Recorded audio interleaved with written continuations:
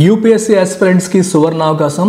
UPSC classes LTX క్లాసెస్లో మీరు offline మరియు ఆన్లైన్ రెండింటిలో కూడా పొందొచ్చు. If you want proper offline classes, మన ఎల్టీఎక్స్ ఐఏఎస్ క్లాసెస్ వైజాగ్లో కొత్త బిల్డింగ్, మన ఓన్ బిల్డింగ్లో స్టార్ట్ అవుతున్నాయి.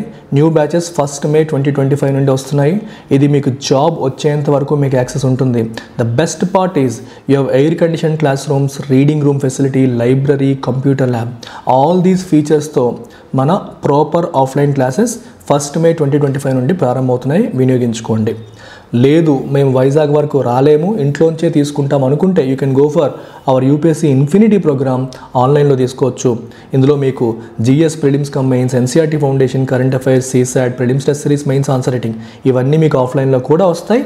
ఇది కేవలం 60,000 రూపాయలకే 5,000 పర్ మంత్ ఈఎంఐ ఆప్షన్తో లైఫ్ టైం వ్యాలిడిటీతో మీరు పొందవచ్చు.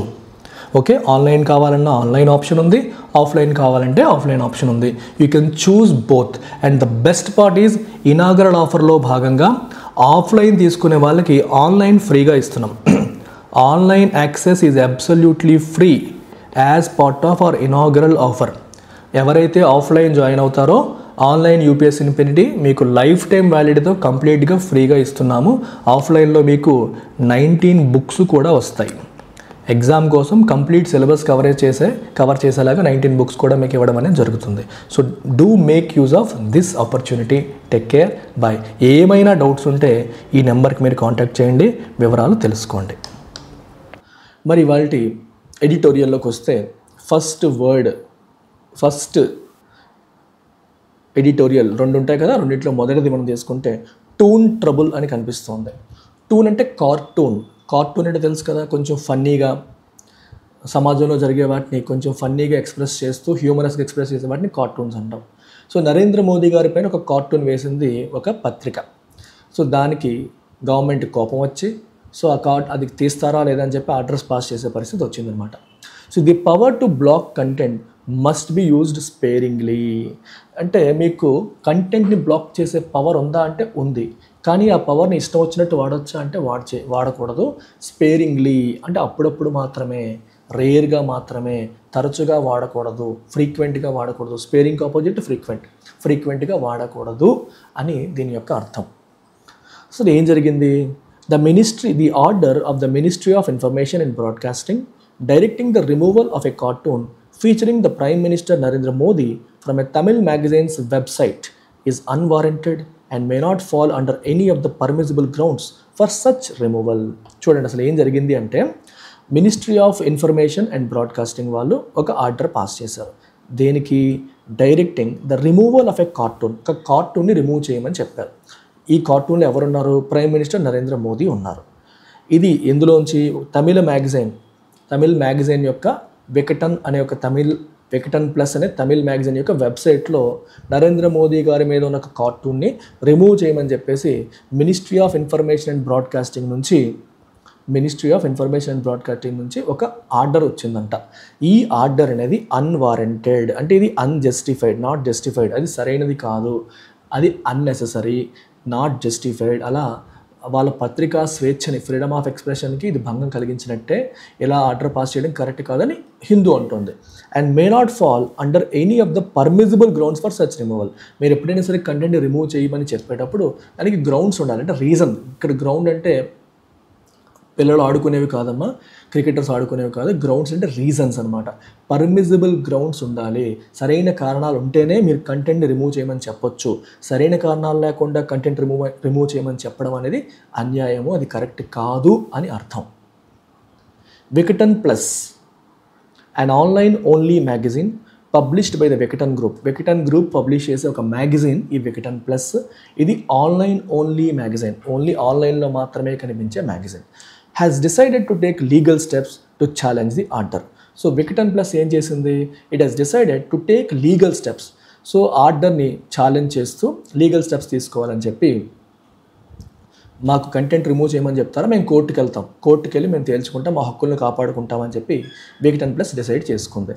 It had earlier defended the content at a hearing before an inter departmental committee constituted under the Information Technology Intermediary Guidelines and Digital Media Ethics code rules 2021. ఇంతకు ముందు మనకి ఈ IT rules 2021 ప్రకారం ఒక inter departmental committee constitute చేశారు. ఆ departmental committee హీరింగ్లో తను చేసిన దాన్ని తను డిఫెండ్ చేసుకుంది. The ministries move against the cartoon goes against both freedom of expression and freedom of the press. So ministry చేసిన నిర్ణయం ఏదైతే ఉందో, తీసుకున్న నిర్ణయం కావచ్చు, తీసుకున్న చర్య ఏదైతే ఉందో, it goes against both freedom of expression and freedom of the press. ఇది ఫ్రీడమ్ ఆఫ్ ఎక్స్ప్రెషన్ని వ్యతిరేకిస్తుంది. అంటే మనకి article 19 clause 1 sub clause A ద్వారా freedom of speech and expression ఉంది, కాన్స్టిట్యూషన్ ఇస్తుంది. దాన్ని మీరు సప్రెస్ చేసినట్టే. అలాగే ఫ్రీడమ్ ఆఫ్ ద ప్రెస్ ఉంది, దాన్ని కూడా మీరు సప్రెస్ చేసినట్టే, పత్రికా స్వేచ్ఛని మీరు ఉల్లంఘించినట్టే అని చెప్పి అంటుంది ఈ Hindu paper. The cartoon is a piece of trenchant political commentary. Trenchant అంటే ఇన్సిసివ్. ట్రెంచెంట్ అంటే మీనింగ్ ఏంటమ్మా? ఇన్సిసివ్, షార్ప్ అనే మీనింగ్ వస్తుంది. So the cartoon is a piece of trenchant political commentary as it depicted Mr. Modi shackled in chains in the presence of United States President Donald Trump. So బేసికల్గా ఈ కార్టూన్లో ఏముందంటే Donald Trump ఎదురుగా మోదీ ఉన్నారు, కానీ మోదీకి మొత్తం షాకిల్డ్ అంటే అర్థం ఏంటమ్మా? సంఖ్యలు వేసేశారు. So if you are shackled in chains అంటే నీకు సంఖ్యలు వేశారని అర్థం. ఇఫ్ యు ఆర్ అన్షాకిల్డ్ అంటే ఆ సంఖ్యల్ని తెంచారని అర్థం.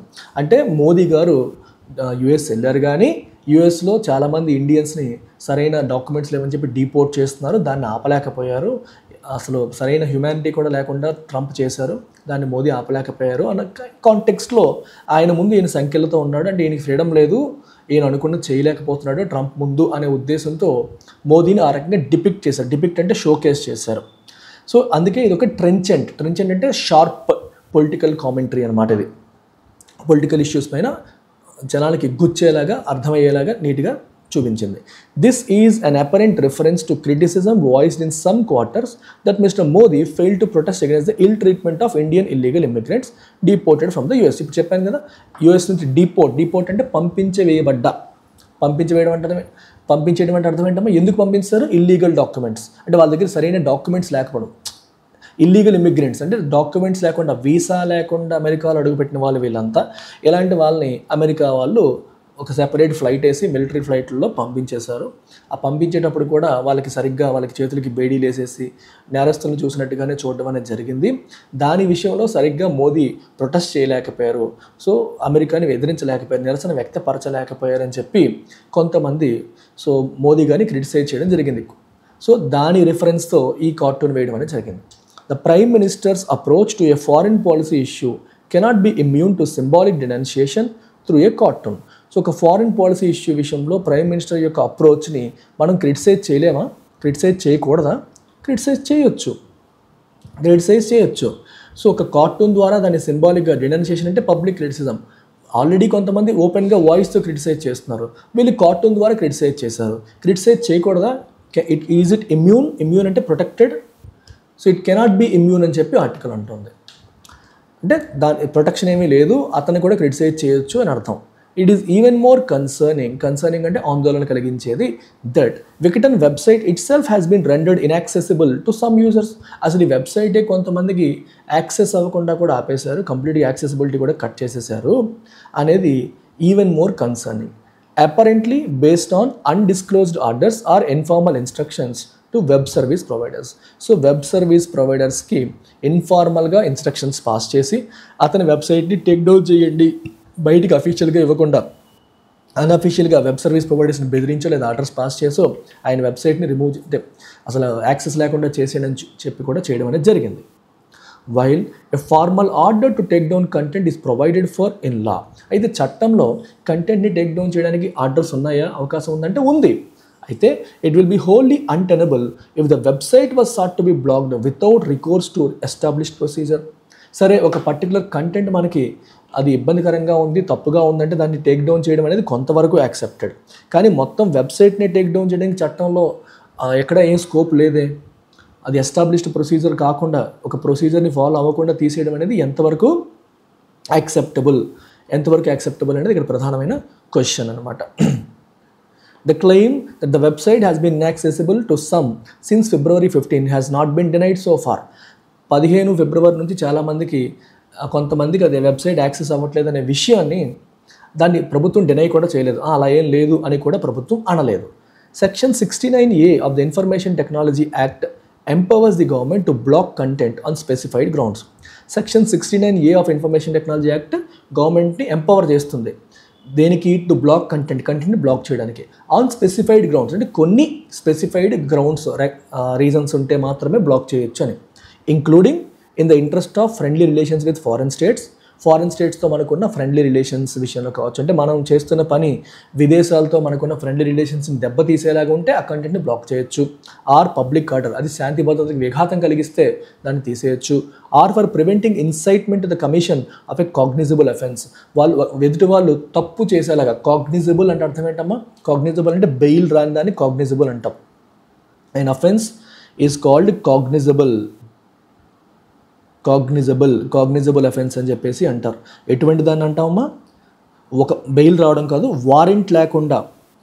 Cognizable offence is an offence in which police officer can investigate without a warrant అనేది అవసరం లేకుండా ఇన్వెస్టిగేట్ చేయగలిగే అఫెన్స్ని కాగ్నిజబుల్ అఫెన్స్ అని చెప్పేసి అంటాం. అంటే అటువంటి పెద్దవి, జనరల్గా పెద్ద వాటికి మనం ఇట్లాంటి కాగ్నిజబుల్ అఫెన్స్, నాన్ కాగ్నిజబుల్ అనే అంటాం. సో మర్డరు, రేపు ఇలాంటివన్నీ కూడా కాగ్నిజబుల్ అఫెన్సెస్ అనమాట. సో పెద్ద నేరాలు, అలాంటి నేరాలు. కమిషన్ అంటే కమిట్ చేయడం, అంటే అలాంటి నేరాలు చేసేలాగా ఎవరైనా సరే రెచ్చగొట్టేలాగా ఏదైనా కంటెంట్ ఉందనుకోండి, ఆ కంటెంట్ని కూడా టేక్ డౌన్ చేయొచ్చు అని section 69A of IT rules మనకి చెప్తుంది, ఐటీ యాక్ట్ చెప్తుంది. But it is not known which of these grounds has been invoked. అయితే వికటన్ విషయంలో ఏ గ్రౌండ్ని ఇన్వోక్ చేశారు, అంటే ఏ రూల్ని తీసుకున్నారో, ఏ రీజన్ పట్టుకొని ఇది తీసుకొచ్చారనేది మనకి తెలియదు. As the order is confidential, ఎందుకంటే ఆర్డర్ అనేది కాన్ఫిడెన్షియల్, ఈ విషయం అనేది బయటికి తీసుకురావాలి, అంటే అది సీక్రెట్గా ఉంచారు. How an order passed in the exercise of a statutory power can be deemed a secret is inexplicable. మీరు ఒక చట్టంలో ఇచ్చిన పవర్ని ఉపయోగించే మీరు ఆర్డర్ పాస్ చేశారు, మరి చట్ట ప్రకారమే వెళ్ళినప్పుడు దాన్ని సీక్రెట్గా ఉంచాల్సిన అవసరం ఏంటి? కెన్ బి డీమ్డ్ అంటే రికార్డెడ్, దాన్ని సీక్రెట్గా ఉంచాల్సిన అవసరం ఏంటి? ఎందుకు అది సీక్రెట్గా ఉంటుంది అనేది ఇన్ఎక్స్ప్లికబుల్, అది ఎక్స్ప్లెయిన్ చేయలేంది, దానికి లాజిక్ లేదు. ఎందుకు? మీరు అఫీషియల్గానే వెళ్ళారు, చట్ట ప్రకారమే వెళ్ళారు, మరి చట్టంలో ఉన్న రూల్ ప్రకారమే వెళ్ళారు, మరి ఏ రూల్ ప్రకారం చేశారని చెప్తే సరిపోతుంది కదా, దాన్ని సీక్రెట్గా ఉంచాల్సిన అవసరం ఏముంది అనేది question. Even in times like the present when taking offence is a national pass time as well as a reason for several chief ministers to unleash the police on their detractors, cartoons ought to enjoy greater immunity than the written word. Okay, so it's very interesting stuff for me. Even in times like the present, అంటే ఈ రోజు ఉన్న పరిస్థితులు ఎటువంటి రోజులు ఇవి? when taking offense is a national pastime, అంటే ప్రతివాడు అఫెండ్ అయిపోతాడు. టేకింగ్ అఫెన్స్ అంటే మనం తెలుగులో అంటాం చూడండి, మనోభావాలు దెబ్బతిన్నాయని చెప్పి. ఎవరు ఏమన్నా సరే వెంటనే మనోభావాలు దెబ్బతినడం అనేది నేషనల్ పాస్ టైం, ఒక హ్యాబిట్ అయిపోయింది దేశంలో అందరికీ కూడా. అంటే ఏ ఒక్క క్రిటిసిజంని ఎవరు భరించలేకపోతున్నారు, కొంచెం ఏమన్నా అంటే చాలు ఇమీడియట్గా క్రిటిసైజ్, మమ్మల్ని అంటారా అని చెప్పేసి మనోభావాలు దెబ్బతినేస్తున్నాయి, అఫెన్స్ తీసేసుకుంటున్నారు, ఫీల్ అయిపోతున్నారు, అది జరుగుతుంది. ఈవెన్ మన దేశంలో చాలామంది చీఫ్ మినిస్టర్స్ కూడా వాళ్ళకి వ్యతిరేకంగా ఎవరైనా కామెంట్ చేసినా, కార్టూన్స్ వేసినా వాళ్ళు కూడా తట్టుకోలేకపోతున్నారు. సో వాళ్ళు ఏం చేస్తున్నారు, వాళ్ళు కూడా పోలీసుల్ని ప్రయోగిస్తున్నారు. డిట్రాక్టర్స్ అంటే వీళ్ళని వ్యతిరేకించే వాళ్ళు, వీళ్ళని క్రిటిసైజ్ చేసే వాళ్ళపైన అన్లీష్ అంటే ప్రయోగించడం, పోలీసుల్ని వాళ్ళ మీదకి వదులుతున్నారు అనమాట. పోలీసులు వాళ్ళ మీదకి వదలడం అనేది జరుగుతున్న రోజులు ఇవి. ఇలాంటి రోజుల్లో కూడా cartoons are to enjoy greater immunity than the written word, అంటే రాతపూర్వకంగా చెప్పేదానికి ఎక్కువ ఇంపాక్ట్ ఉంటుంది, కార్టూన్కి మాత్రం ప్రొటెక్ట్, అంటే రాతపూర్వకంగా లేదా నోటుతో చెప్పేదానికి ఇమీడియట్గా యాక్షన్ తీసుకుంటారు, కానీ కార్టూన్స్కి అంత తొందరగా తీసుకోరు. దే ఎంజాయ్ గ్రేటర్ ఇమ్యూనిటీ అంటే ప్రొటెక్షన్ ఉంటుంది కంపారిటివ్గా. ఆర్ట్ టు అంటే షుడ్ అని అర్థం. ఇన్ దిస్ కేస్, ఈ కేసులో it is doubtful if political criticism through a cartoon can be deem to affect friendly ties with the US. అయితే ఇప్పుడు జరిగిన దాంట్లో పొలిటికల్గా ఒక ఫారిన్ పాలసీ విషయంలో మోదీ గారిని క్రిటిసైజ్ చేస్తూ కార్టూన్ వచ్చింది. ఇది యూఎస్తో ఉన్న ఫ్రెండ్లీ టైస్ని ఎఫెక్ట్ చేస్తుందా? ఫ్రెండ్లీ టైస్ అంటే సంబంధాలు, వాళ్ళతో ఉన్న ఫ్రెండ్లీ రిలేషన్స్ని ఎఫెక్ట్ చేసేలా ఉంటుందా అని చెప్పి మనం అనుకోగలమా? It is doubtful. Or undermine public order, దీనివల్ల ఏమైనా పబ్లిక్ ఆర్డర్ ఏమైనా దెబ్బతింటుందా? అది కూడా మనకు తెలియదు. The centre would do well to reverse the blocking order soon. So centre ఈ బ్లాకింగ్ ఆర్డర్ని ఇమీడియట్గా రివర్స్ చేస్తే మంచిది అని అర్థం. The power to block content are to be use sparingly. మీరు కంటెంట్ బ్లాక్ చేసే అధికారం మీకు ఉంది, కానీ ఎప్పుడు పడితే అప్పుడు ఎలా పడితే అలా వాడకూడదు. అంటే మన నాయకుడిని ఏదో అన్నారని చెప్పేసి మీరు దాన్ని బ్లాక్ చేస్తూ ఉంటే, ఆ కంటెంట్ బ్లాక్ చేస్తే అది పత్రికా స్వేచ్ఛని, ఫ్రీడమ్ ఆఫ్ ఎక్స్ప్రెషన్ని అణిచివేసినట్టే. Mainly to combat offensive content such as hate speech, incitement to violence, child pornography. So కంటెంట్ని ఎప్పుడు బ్లాక్ చేయాలి? చైల్డ్ పోర్నోగ్రఫీ గురించి ఎక్కడైనా కంటెంట్లో ఉంటే చిన్నపిల్లల విషయంలో. అలాగే ఇన్సైట్మెంట్ వైలెన్స్, హింసను ప్రేరేపించే లాంటి కార్యక్రమాలు జరుగుతున్న, హేట్ స్పీచ్, అగైన్ విద్వేషాన్ని రెచ్చగొట్టేలాగా స్పీచెస్ ఏమైనా వస్తున్నా అలాంటి వాటిని, అలాంటి అఫెన్సివ్ కంటెంట్ని ఫైట్ చేయడం కోసం మీరు దీన్ని యూజ్ చేయాలి. But not in difference to A political demand. ఏదో రాజకీయ నాయకులు చెప్పారు అని చెప్పి వాళ్ళ మీద గౌరవంతో మీరు ఈ పవర్స్ని వాడకూడదు. రాజకీయ నాయకుల పైన గౌరవంతో ఈ పవర్స్ని వాడకూడదు. And without regard to freedom of ఎక్స్ప్రెషన్ని పట్టించుకోకుండా, ఫండమెంటల్ రైట్ అది, దాన్ని పట్టించుకోకుండా మీరు దీన్ని వాడకూడదు అని క్రిస్టల్ క్లియర్గా చెప్పడం అనేది జరిగింది.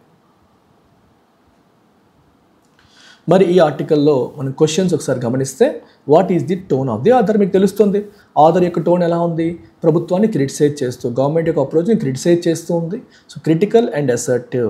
అంటే అసర్టివ్ అంటే గట్టిగా నొక్కి చెప్తుంది, మీరు చేస్తుంది తప్పు అని క్రిటిసైజ్ చేస్తూ నొక్కి చెప్తుంది ఈ ఆర్టికల్.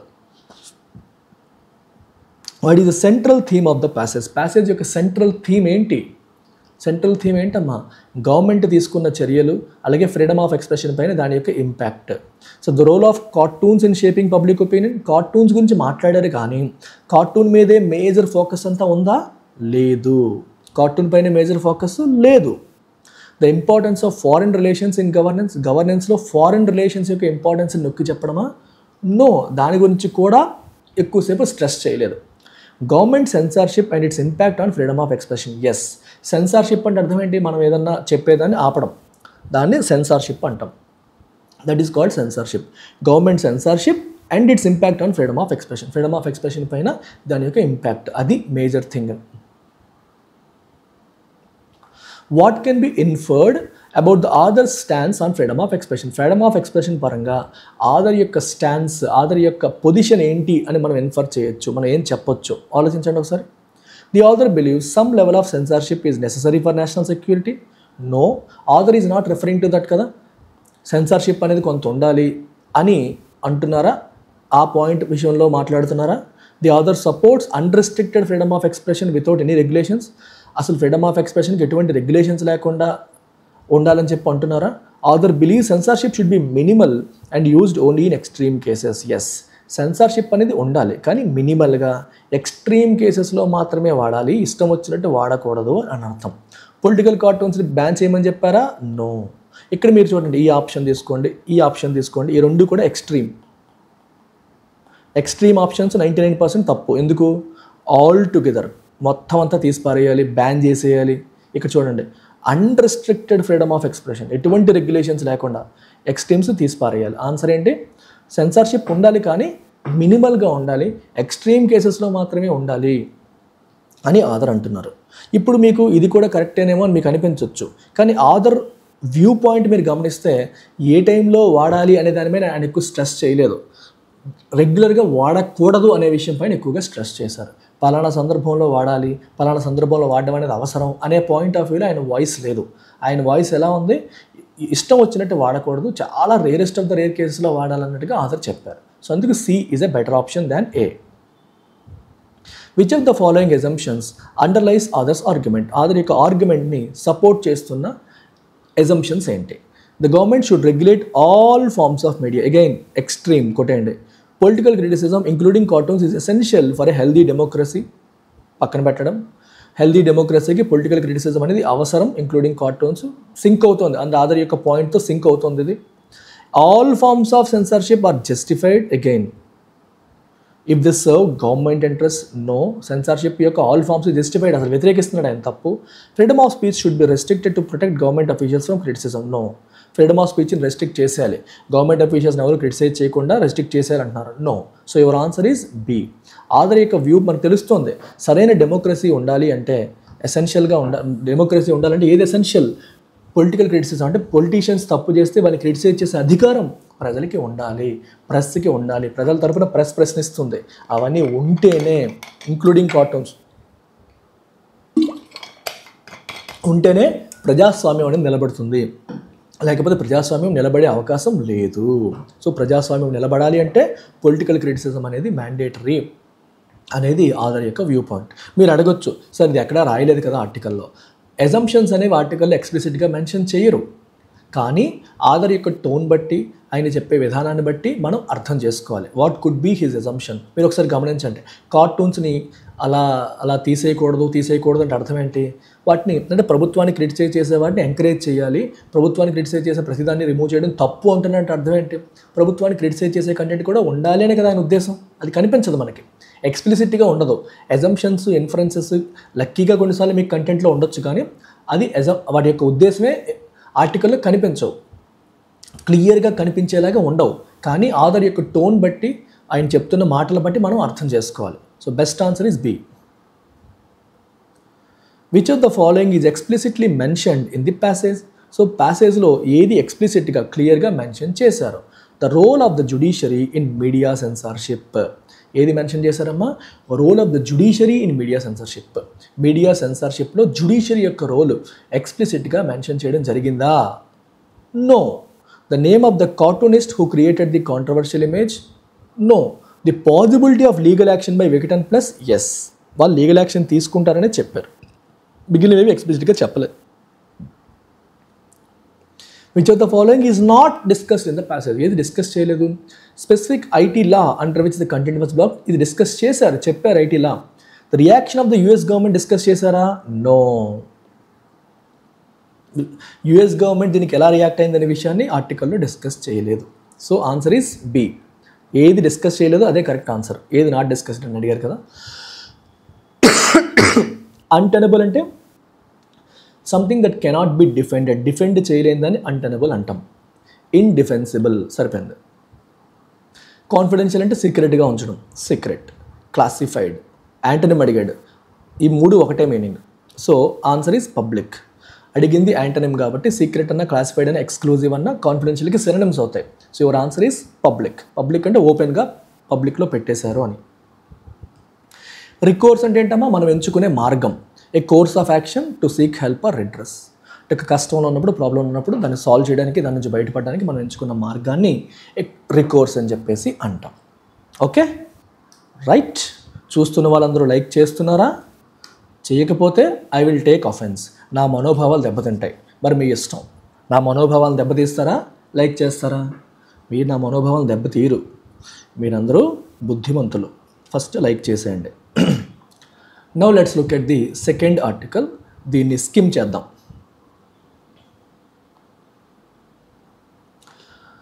లాంగ్ రూట్స్ అంటే ఇంకా వేళ్ళు, ఫౌండేషన్ అన్న మీనింగ్లో వస్తుంది. Entrenched patriarchal biases must be erased from society, government. Patriarchal అంటే అర్థం ఏంటమ్మా? What is the meaning of patriarchal? పితృస్వామ్యం అంటే మేల్ డామినెన్స్. మన సొసైటీలో మేల్ డామినెన్స్ ప్రతి చోట ఉంది. అది ఎలా అయింది? ఎంట్రెంచ్ అంటే పాతుకుపోయింది, ఇన్కల్కేట్ అయిపోయింది, పాతుకుపోయింది అనమాట. ఈ బయాసెస్ని ఏం చేసేయాలి? సొసైటీ నుంచి, ప్రభుత్వం నుంచి అరేంజ్ చేసేయాలి అంటున్నారు. ఇన్స్టిట్యూషన్స్ అనేవి ఈ సెక్సిజం అనే దాన్ని రూట్ అవుట్ చేసేయాలి. అంటే కోకటి వేళ్లతో సహా పెకిలించాలంటే చూడండి, రూట్ వేళ్ళు, వాటి నుంచి పెకిలించాలి అనే విషయం ఇన్స్టిట్యూషన్ సీరియస్గా ఉంటే they must walk the talk. Walk the talk అంటే చెప్పేది చెయ్యాలి, మాట మీద నిలబడాలి. ఓకే, ఎక్కువ మంది ఉమెన్ వర్క్ ఫోర్స్లో వచ్చేసారు అని చెప్పి ఆనందపడిపోతే సరిపోదు. వాళ్ళకి ఎనేబులింగ్ అట్మాస్ఫియర్ కూడా ఇవ్వాలి, వాళ్ళకి పనిచేయడానికి సరైన వాతావరణాన్ని కల్పించాలి. లాస్ట్ వీక్ వచ్చిన ఒక జడ్జిమెంట్లో సుప్రీంకోర్ట్ ఆఫ్ ఇండియా తన ఇంటెంట్ని చూపించింది. ఇంటెంట్ అంటే ఉద్దేశం చూపించింది. ఎలా?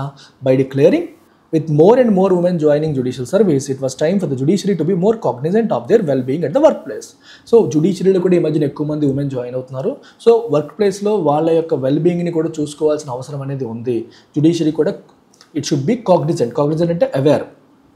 జుడిషియరీ కూడా వాళ్ళ వెల్బీయింగ్ విషయంలో అవేర్ అయ్యి ఉండాల్సిన అవసరం అనేది ఉంది అని చెప్పి సుప్రీంకోర్టు తన ఇంటెంట్ని ఒక జడ్జిమెంట్ ద్వారా చూపించింది. 2 ఉమెన్ జ్యుడిషియల్ ఆఫీసర్స్ మధ్యప్రదేశ్కి చెందిన వాళ్ళు ఇన్ఎఫిషియెంట్గా ఉన్నారని చెప్పి జాబ్లోంచి పీకేశారంట, శాక్ చేశారు. శాక్ అంటే రిమూవ్డ్. వాళ్ళని రీఇన్స్టేట్ చేయడం జరిగింది, అంటే వాళ్ళు మళ్ళీ ఉద్యోగంలోకి తీసుకున్నారు. అయితే అందులో ఒకరు వీళ్ళని రిమూవ్ చేశారు కదా, despite the fact that one of them had suffered a miscarriage. So తనకి గర్భస్రావం అయింది. మిస్క్యారేజ్ అంటే సరిగ్గా గర్భం పోయిందనమాట. అయినప్పటికీ కూడా ఇన్ఎఫిషియెంట్ అని చెప్పి జాబ్లోంచి తీసేయడం అనేది జరిగింది. సో దాన్ని తప్పుపడుతూ సుప్రీంకోర్టు ఏం చేసింది? వాళ్ళు మళ్ళీ ఉద్యోగంలోకి తీసుకోవడం అనేది జరిగింది. సో ఎవరు దీన్ని డీల్ చేశారంటే జస్టిస్ బివి నాగరత్న చెప్పారు. సో మనకి number of female judicial officers పెరిగితే సరిపోదు, వాళ్ళకి సరైన వాతావరణాన్ని మనం కల్పించాలి పనిచేయడానికి అని చెప్పి ఆవిడ చెప్పడం జరిగింది. సో ఈ ఇద్దరు సివిల్ జడ్జెస్ని రిమూవ్ చేసిన ఆర్డర్ని తను తను పక్కన పెట్టడం అనేది జరిగింది. ఎవరా సివిల్ జడ్జెస్? సరితా చౌదరి, అదితి కుమారి శర్మ. వాళ్ళ టర్మినేషన్ అనేది ఎలా ఉందంటే ప్యూనిటివ్, ఆర్బిటరీ, ఇల్లీగల్. ప్యూనిటివ్ అంటే వాళ్ళని పనిష్ చేసేలాగా ఉంది. ఆర్బిటరీ అంటే సరైన రీజన్ లేకుండా ఉంది, లాజికల్గా లేదు. ఇల్లీగల్, అది ఇల్లీగల్ కూడా అని చెప్పేసి జస్టిస్ నాగరత్న వాళ్ళని రిమూవ్ చేసిన ఆర్డర్ని పక్కన పెట్టి వాళ్ళని మళ్ళీ రీఇన్స్టేట్ చేసింది. సో ఇప్పుడు justice Nagarathna one of 2 women judges. సుప్రీంకోర్టులో ఉన్న జడ్జెస్ 34 మందిలో ఇద్దరు మాత్రమే ఉమెన్ జడ్జెస్. ఆవిడ స్టెప్ ఇన్ అయితే కానీ పని సాల్వ్ అవ్వలేదు.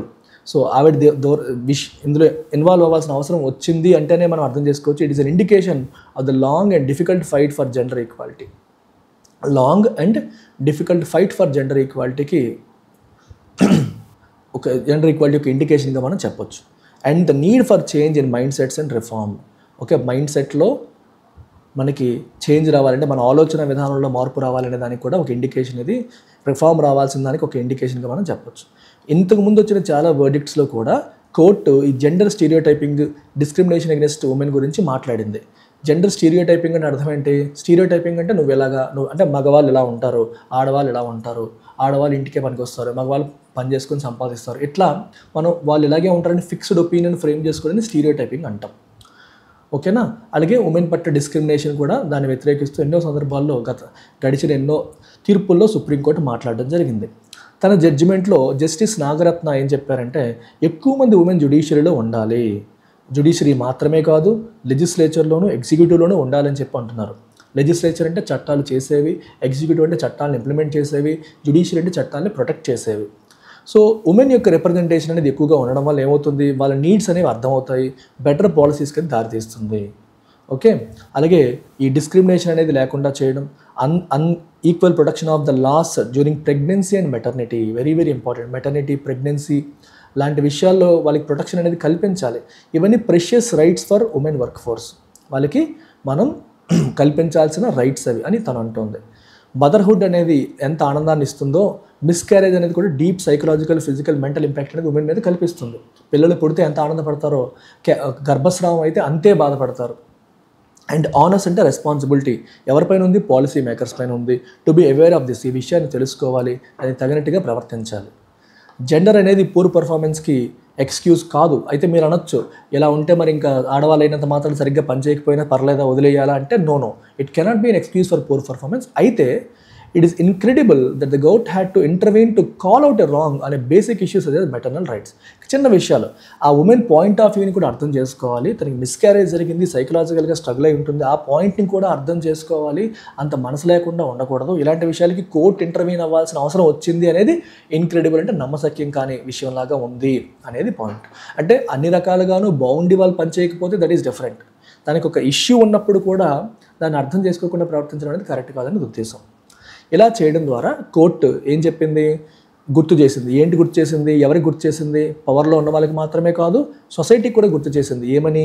పాతకాలపు నాటి బాగా పాతుకుపోయిన పేట్రియార్కల్ సిస్టమ్స్, పితృస్వామ్య వ్యవస్థలు, అంటే మగవాళ్ళు మేల్ డామినేట్ వ్యవస్థలు అనేవి ఇలాంటి సొసైటీ, ఇలాంటి కంట్రీస్లో వాటికి ప్లేస్ లేదు. ఒక డెవలప్డ్ ఎకానమీగా మనం మారాలి అంటే ఇంకా మేల్ డామినేట్ సొసైటీగా ఉండడం అనేది కరెక్ట్ కాదు అనేది ఉద్దేశం. ఉమెన్ వాళ్ళకి డెసిషన్ మేకింగ్లో లార్జర్ రోల్ మనం ఇవ్వకపోతే వాళ్ళ కన్సర్న్స్ ఎప్పటికీ కూడా పాలసీకి కనిపించవు, వాళ్ళ బాధలు ఎప్పుడూ కనిపించవు. సో ఆ గోల్ మనం అచీవ్ చేయాలంటే ఎడ్యుకేషన్ అనేది గర్ల్స్కి నాన్ డిస్క్రిమినేటరీ మేనర్లో అందుబాటులో రావాలి.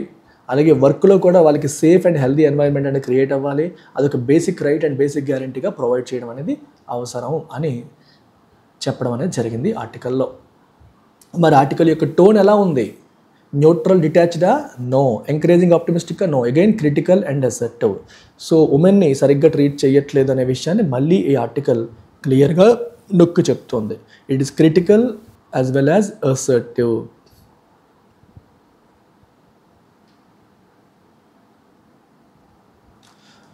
Answer this question. What is the central theme of the passage? ఈ ప్యాసేజ్ యొక్క సెంట్రల్ థీమ్ ఏంటి చెప్పండి.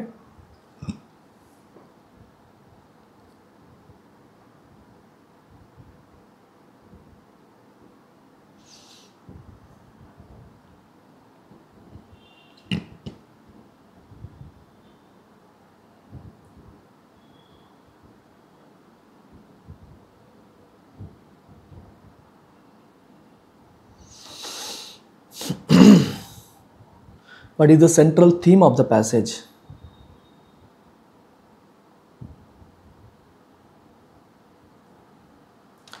The impact of motherhood on workplace productivity? No. Motherhood వల్ల వర్క్ప్లేస్లో ప్రొడక్టివిటీ ఎలా ఉంటుంది, తగ్గిపోతుందా, పెరిగిపోతుందా, అది కాదు మెయిన్ ఫోకస్.